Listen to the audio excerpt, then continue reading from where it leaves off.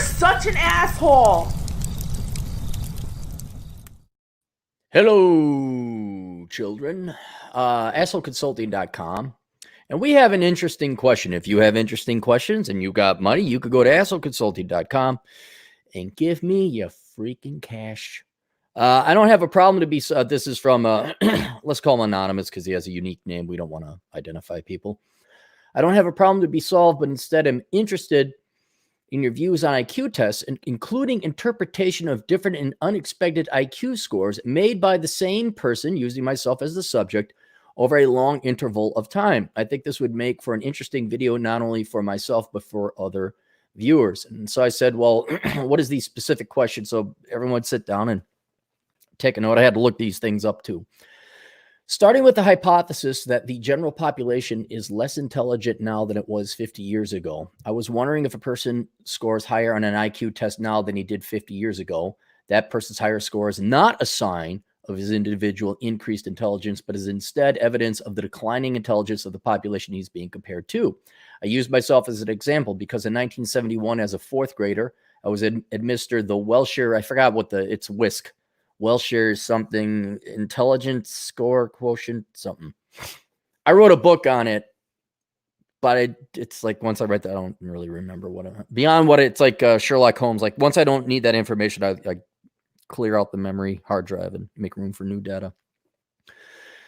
He took the professionally administered test in an individual setting by professional psychologists and scored 120 at the time.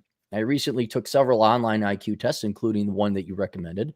While expecting a lower score because of age-based decline being 58 years from now, I actually scored over 150. I understand that the score of an individual, well, okay, for one, you're using a different measuring tool now. Those online IQ tests are not the same as the WISC test. So you should go get professionally tested again to see if because you're using a different yardstick now. I would argue a queendom, which a lot of people are, they're against online IQ tests, and most of them are BS, which is they're just like, hey, take 5 questions. Oh, you got an IQ of 180. You're a genius. Buy our stuff. But that queendom one, as time has gone on, because it's been out there for almost 20 years now. What I like about it is it's available to the public. Everybody can take it. It's probably got the largest sample size out there. One could argue 20 years ago, only the smarter, more well-off people might have had access to the internet to take such a test, but that's kind of changed. Now everyone's got access to the internet. It's just the sample size. So I would argue that the queendom test maybe is not academically as rigorous or as designed as well as the official Welshire test, but it has more data points. It's longer longevity, longitudinal study. But you're now comparing apples to oranges, and if you're taking these online tests versus the actually professionally administered test. So your data that's one explanation as to why you scored 30 points higher, which is 2 standard deviations, which is a huge jump. And there's other things that could explain it, like the different tests, but also like when we're, your kids, you don't want to take a test. you don't want to take a test. And in the 4th grade, that's like the epitome for boys of hell. Like, oh, I don't want to take tests. Can I just go out and play or hunt a deer or go fish or something other than take another bleeping test? So it could be you had an IQ of 150 the entire time. Just so when you test for it, you're what, 4th grade, a 9-year-old boy? Yeah, 9-year-old boys are real great test takers. That's just what they want to do on an afternoon. I mean, Lord Almighty, my SAT and ACT scores were probably in the dirt. And I just couldn't care. I remember having like, oh, another effing test. These people who don't have their gray hair yet, but in 10 years going to be baby boomer gray-haired Fs, making me take another bleeping test. And I can guarantee you, whatever my SAT and ACT scores were, they were not representative of my full potential. So that could be another likely explanation is for the significant difference in, 2 standard deviations. Because, okay, I'll tell you this. You didn't get 2 standard deviations. I can almost guarantee you this. You didn't become 2 standard deviations smarter, which I think your philosophy is the same. You're like, well, I didn't get any smarter. I'm the same intelligence. Like, yeah, but you maybe have better test taking skills, or you took one as an adult and one as a 9-year-old child. I think the adult was probably a little bit more serious about it. So that's another thing that might explain that difference. I understand that the score of an individual's performance on an IQ test is based on a comparison to the average performance of the general population, so that the average of those taking the test always comes out to 100. Correct. And that the rest of the scores are determined against that baseline, so that as an average intelligence of the population declines, the IQ score of a particular individual at the same level of intelligence might increase over time. Also, that the person scoring 100 on an IQ test today might be considerably less intelligent than a person scoring 150 or 150 to 75 years ago. So that person with what today is considered average and normal intelligence in the past would be considered to be basically a higher grade moron. There is also a shorter second part to this. How much of an IQ test is test taking skills? A lot of it. Well, darn near all of it. It's kind of like, well, what percent of a driving skills is you putting your hands on the wheel? Like, you could be the world's greatest driver, but if you don't put your hands on the wheel, you're not going to drive well. I mean, that's, I wouldn't say all of it, but it is 100% determinant of it. Yes, absolutely. I had this kid, this is back in the day. This was when I taught at the Minneapolis Business College, which is now bankrupt because it was a Pell Grant sponge scam school. To get the kids to shut up, because these are the kids that couldn't get into a real college. And I don't mean like Harvard. I mean like Hennepin County Remedial Community School. And so this was a private school. Say, well, we'll accept you. Do you have 37 grand? Oh, you're now in college. Jerky. And they thought they were all intelligent and everything. Well, to shut them up, because I taught statistics as well, I had them take IQ tests online, the Queendom test. And it was so brilliant watching these kids think that they were so smart. And then they find out that like some of them were borderline mentally impaired. But one kid in particular, now a lot of them, they weren't mentally impaired. They were probably just average kids who had poor study habits, came from poor families, and were lazy. That's what it was. I mean, you could talk to them like, yeah, they're intelligent, they're smart. Most of them would, jive together, sling, a little bit of sparring going on. Like, yeah, they'd write well. They're just lazy. But one kid in particular, I remember, he dressed like a clown. He dressed like a clown. This was when North Carolina was huge. He always had North Carolina jersey, pants down just above his knees. He was not Japanese. Brilliant. And he scored an IQ of like 79, which it makes you officially mentally impaired. They're like, I guess I'm mentally impaired. I'm like, no, you idiot. You're not mentally impaired. You're lazy. You're not. I mean, and that was one thing I kind of like, really? You think you're mentally impaired, huh? Because you don't seem it. Like, when do you look at empirical evidence? Like, you do wipe your own ass, right? You were able to get a driver's license and come here. You're able to write cogent paragraphs and do basic math. You just were lazy and you didn't put your effort into it. But then he thought, and that brings up an academic or a philosophical point. Like, well, if that's it doesn't matter what your real IQ is. If you're lazy, your IQ is super low and you are effectively mentally impaired anyway. So, which leads to my belief is that IQ, I would say, is third or second most important. Your raw IQ, what you're capable of, like intelligent wise. The number one thing is your work ethic. I mean, unless you're so mentally impaired that you can't do anything. But yeah, that was a perfect example. I mean, his real IQ was probably at least 120, at least. He was a very smart young man. But he was an idiot. He was a moron because he didn't take anything seriously. Shock! Dad wasn't around. Shock! I feel bad. He's probably not successful now. He had so much potential, but his dad wasn't around. So, well, what are you going to do? It's not my kid, not my problem. And I stopped caring about the world a long time ago. I believe test taking itself is a separate skill. Yes. And that two people with the same level of intelligence and general knowledge, whatever the subject of the test, may score widely varying results based on the subject neutral skill of test taking. I don't have any background in psychology, neither do I, but it's not a real background anyway. Beyond taking one Psych 101 course and also a 200 level psychology course back in college around in 1982. So if my theories are all wet, I'm sure you let me know. No, your theories are 100% correct in every regard. But your two general theses, hypotheses is one with IQ. IQ is not stagnant for societies, for the globe or individual countries. And that over time, that changes, goes up or down.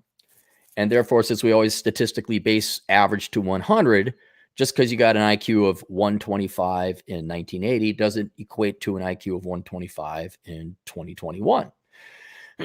So you are correct there. And that is true because I double checked it. I'm like, I think that they change, they base it every year, and it's true. That's what it's always, it is a function of it's a function of time, the IQ of the population at that time. Right. So it is always moving. So IQ is not static for a population, let alone the individual. And then your concerns about test taking are absolutely valid. Absolutely 100%. But that introduces an interesting philosophical question. And you would call it test taking. I would call it work ethic. Are you going to sit the F down and study? Are you going to say, I'm not good at test taking. I'm not good at math. No. You're lazy. Let's all stop giving excuses. Let's all stop calling it something that it's not. You're lazy. And I understand because I too was lazy when I took my SAT scores. I remember I woke up, I had to drive to some effing prison camp, which all schools look like still to this day. Go to Soldiers Grove and look up what was the school? They were the Hellcats. There's a school. I'm like, is that a prison or a school? Something middle school. I'm like, that's a school. And I had to go to this thing at 8 a.m. in the morning. So I had to wake up at 6:30. Oh, yeah, I was on my game that day. Oh, yeah, I'm sure my SAT, of course, test day. But it's a question of generally, if you got enough sleep and everything, are you going to sit the F down and study and take the test? That's it. That's all it is. And that's work ethic. And I have seen, there was a guy, I don't think it was Martha's Cookies.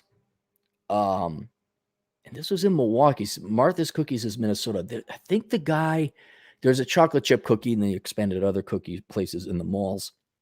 Northridge Mall, which is no longer, and then Mayfair Mall. Southridge Mall? What was the cookie company? Doesn't matter. The guy who started the company wasn't a genius. He was not that bright. But you know what? Guy had a hustle, and he knew people like cookies, and he worked hard, and he made millions of dollars, millions. And so I would, barring a crippling low IQ, what is more important is your work ethic and your tenacity.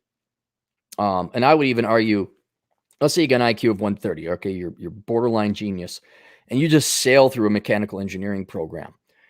Well, then the guy with an IQ of 110, he's really got to struggle with engineering. But then he works his brain, he works his muscle. And along with working your brain and your muscle and striving, he strives to get a B while the other guy just sails through with an A. I put my money on the guy that had to strive with the lower IQ. Why? Because he had to struggle and strive and strain, which means he built up not only his psychological muscle, his mind, but he built up a work ethic.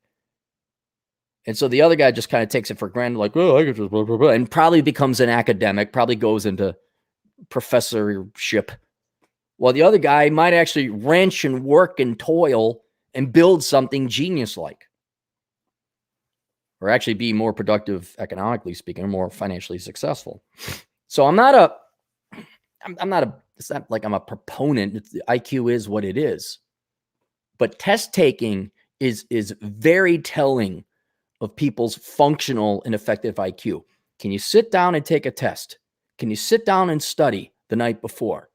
All right, that means you have discipline. That means you have a work ethic. And that, I would argue, is going to carry you way further, barring crippling low IQ, than having a mere high. And, mom was a brain surgeon and dad was an actuary.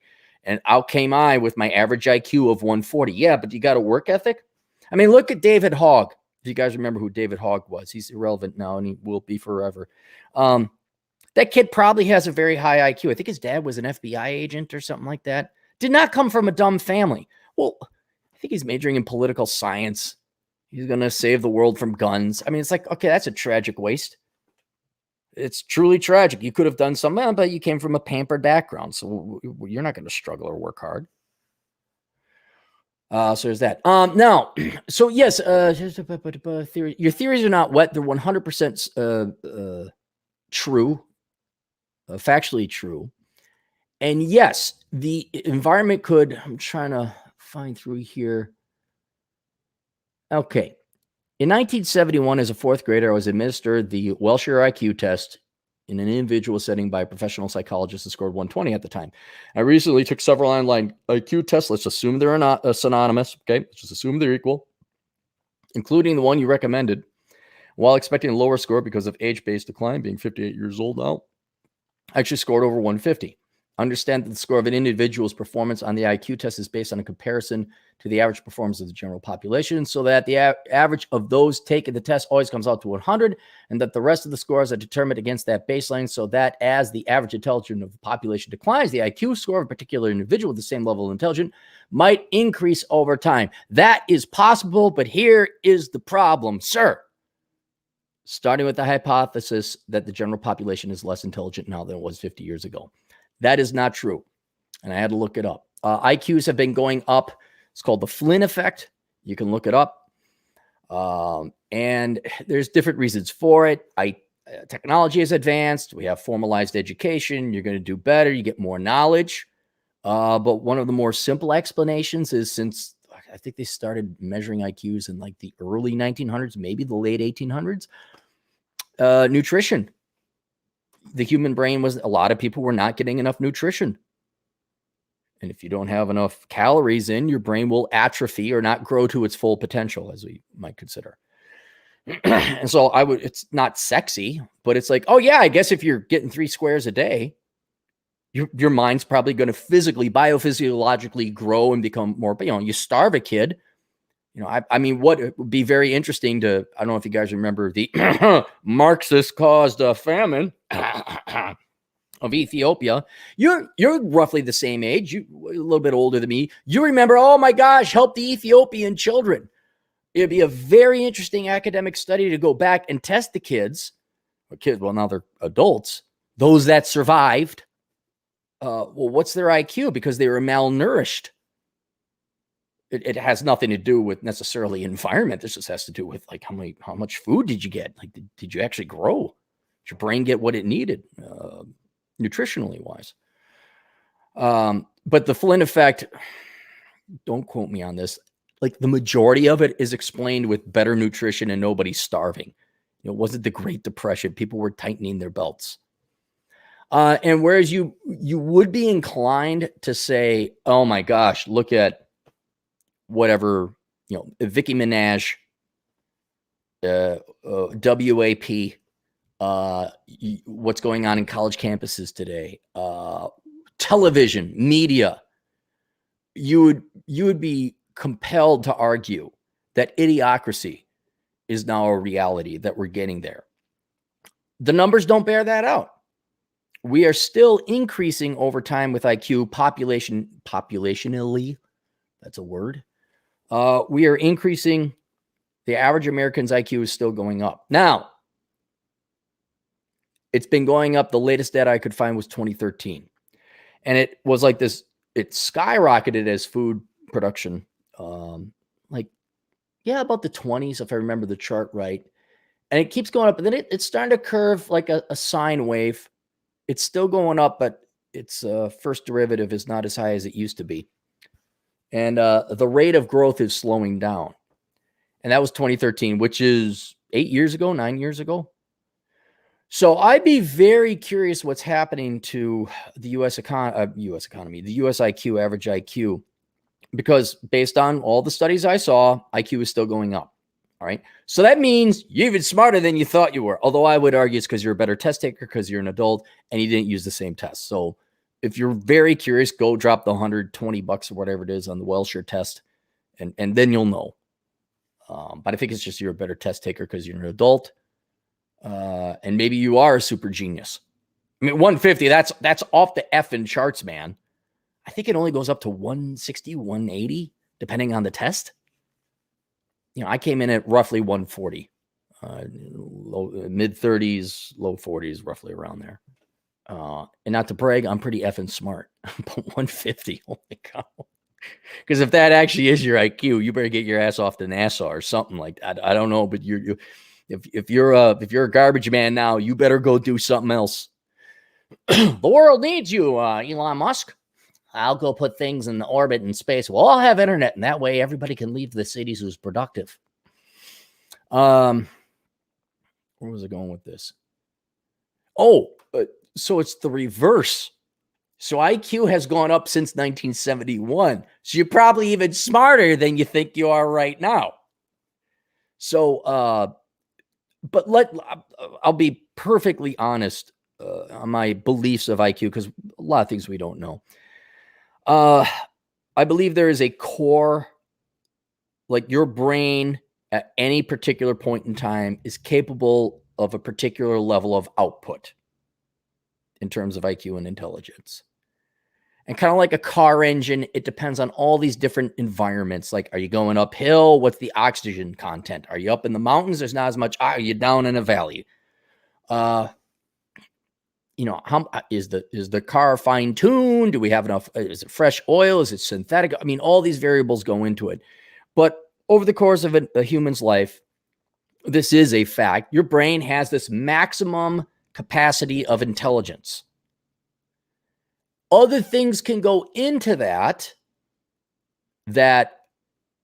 make you realize that maximum level of intelligence. And I would also argue nature and nurture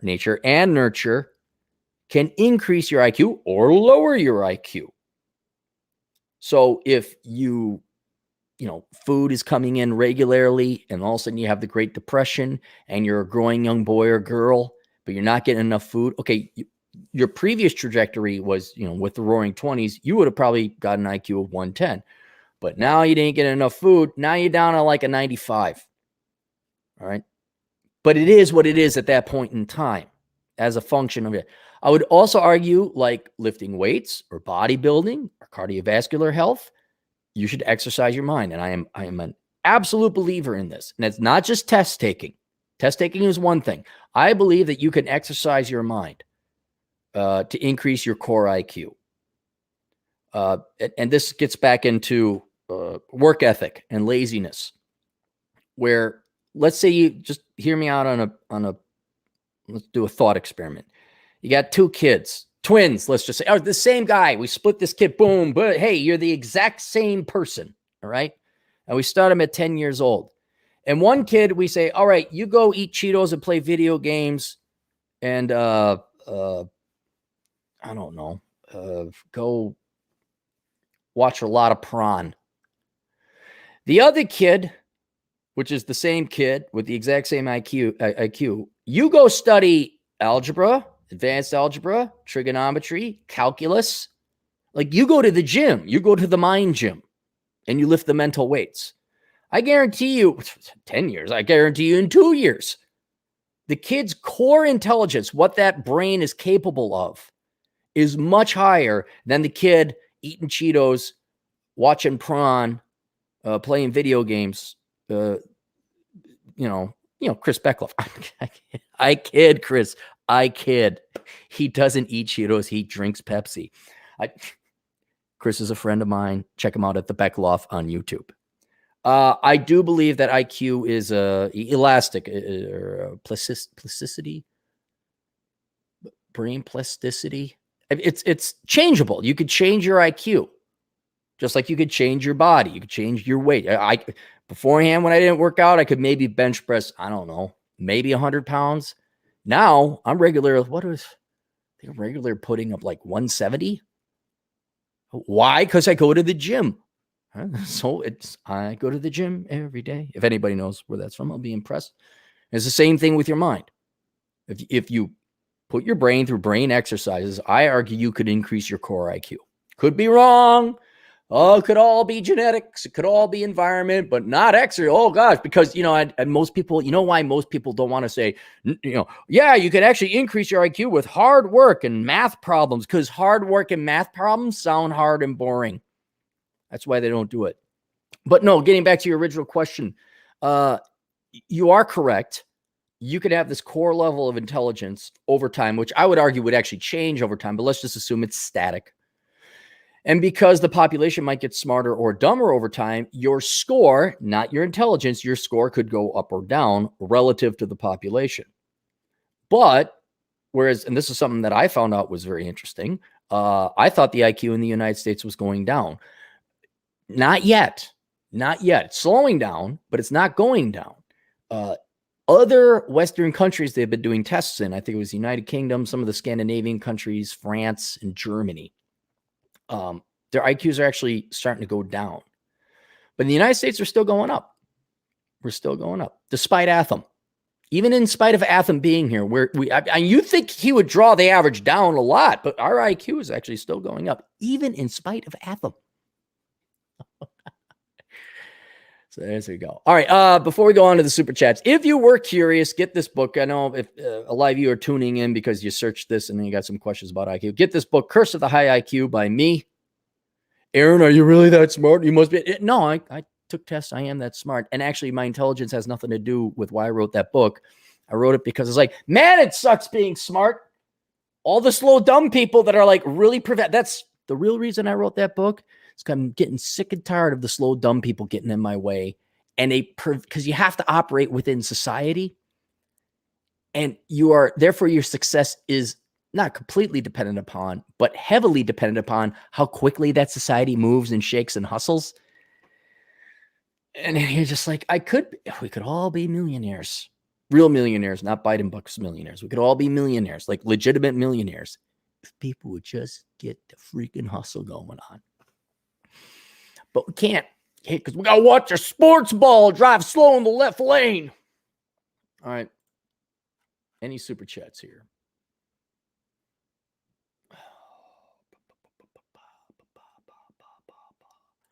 For female soul, $2. Average IQ made up by being taller for Bumble profile. Girls do not care about your IQ. I can almost guarantee you this, Fred. I have not done any studies or research on this. Oh, wait, I actually have done some studies and research. It's called the Book of Numbers. And there's some actuarial research and accreditation to this one. In all my research, not once did I see women ask for an IQ or intelligence. Now, they may have asked for an intelligent man by proxy in that the man was, an investment banker or a surgeon or, a profession that made a lot of money, which correlates with IQ. Doesn't guarantee, but correlates. But no girl's like, oh, yeah, I want Mortimer Snerd. I want Poindexter over there. Usually because they want a jack good-looking guy. So they are not going after intelligence. They're going after resource accumulation. You could take that to the bank. Who was that character? 70s cop show? Had a cockatoo. You could take that to the bank. And being tall is probably the most determining thing, because I will do a video on this. I think Tinder just released height verification. We'll get to that height verification. That should tell you something there, Fred. That should tell you something. Girls do not consciously want a smart man. They want a man with a lot of resources, which generally correlates with a smart man. Adriano Ramos, our Mauritian Australian agent in the field for 2 Australian. Man, I envy you. I've always wanted to go to Perth. I always just want to say, it looks like sunny and it's a nice beach. Just looks like an entire coast of beach. I could be wrong. Just looks like a nice town. But Cappy, women are more interested in your EQ. Okay. EQ is not a thing. It is a concoction to make dumb people feel better about themselves. That's what EQ is. It's not objective. They pulled it right out of their ass. Guy made a lot of money on a book, or gal made a lot of money on a book. There's no such thing as EQ. There's Santa Claus, the Tooth Fairy. Who else? The Easter Bunny. And then there's EQ. And they're all the same. That's kind of gone away. You don't really see, like, I must have a man that has a high EQ. How do you test for it? Feelings. Taekwondo for €2. High IQ helps, but without high industriousness. Yeah, exactly. Yeah, I mean, like, you could have, I mean, it's like having the world's greatest army, but never putting it to war. It's just like, well, okay, you got a lot of nice equipment.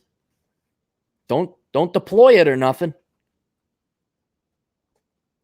Fred Freeman saw $5. Does being analytical hinder folks like us with the girls? Less analytical dudes could just go out. They don't worry about the percent woman suitable for. Well, there's nothing wrong with being analytical. It's whether it cripples you. Here's where there's nothing wrong with being the statistician or the actuary. To say, okay, that gal is 6 feet tall, right? I'm 5'9".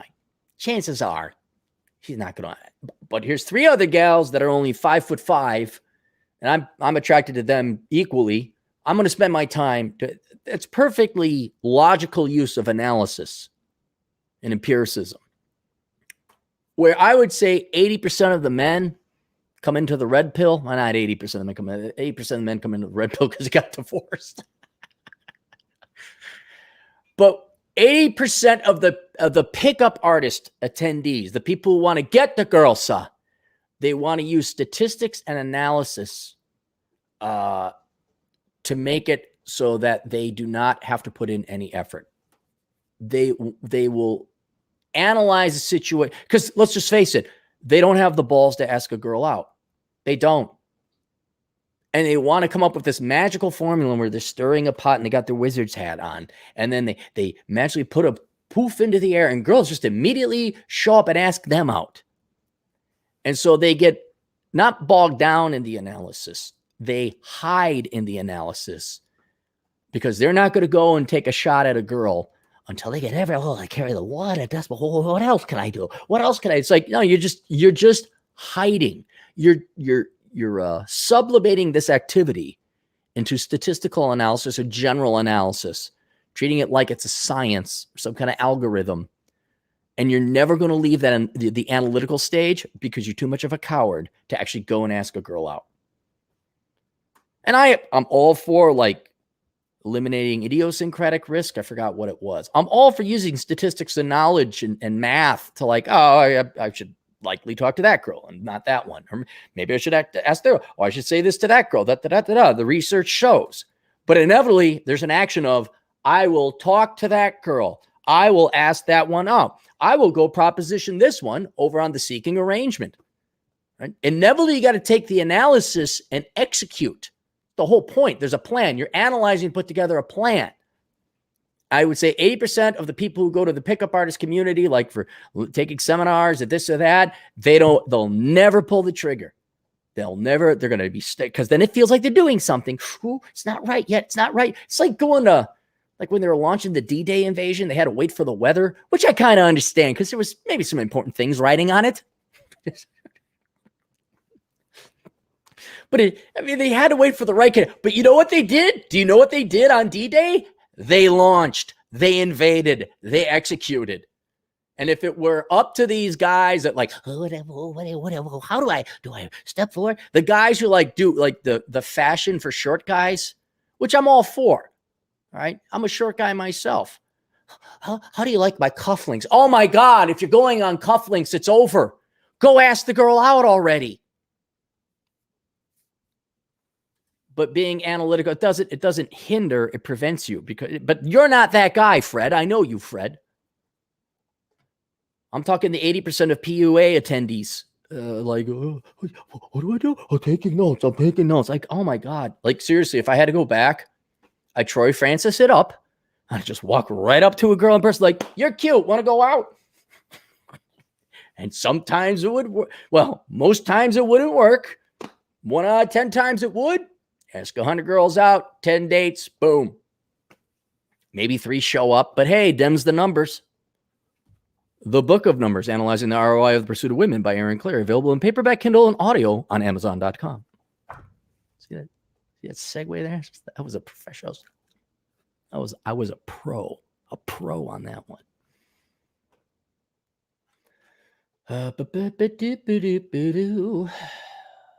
James G., I learned about domicile states through you. Thanks. I don't know. What's a domicile state? How'd you learn about that through me? I don't even know what a domicile state is. Was I like, how long ago was that? That's weird. That's like you guys like saying a quote and it comes across my Twitter and you tag me and I'm like, oh, that's a great quote. Who said it? Like you did. I'm like, huh? And I look it up in the book. I'm like, oh yeah, I did. Oh, geez. Boy, I was smart when I was young. Fred Freeman, solid $2. Cialis 5 milligram for daily use actually helps EQ. Is Cialis like a Viagra supplement? Or is that like the antidepressant? Hang on, let's just look up Cialis. What we got? We got nothing going on. I really don't. I got caught up with everything. Cialis, tadalafil. Yeah, it's another Viagra. That's what that is. All right. Fred again for $2. Lately, I matched with Ivy League teachers. Problem, my money. Well, you make good money, Fred. What? Ivy League teachers want more money? Look, Fred, you ain't getting married. Let's just be honest about it. Okay? You kind of have to find yourself a foreign girl that's traditional. Right? And you bat pretty good with them. You bat pretty good. Adriano Ramos, $2 Australian. Yep, very good beaches. I even love the sharks. Whoa, hang on. Sharks. All right. I'll just look at the beach. Fred Freeman sold for $2. Like my Kentucky friend who paid $48,000, not late in 5. Yeah, okay, that's exactly what I'm talking about.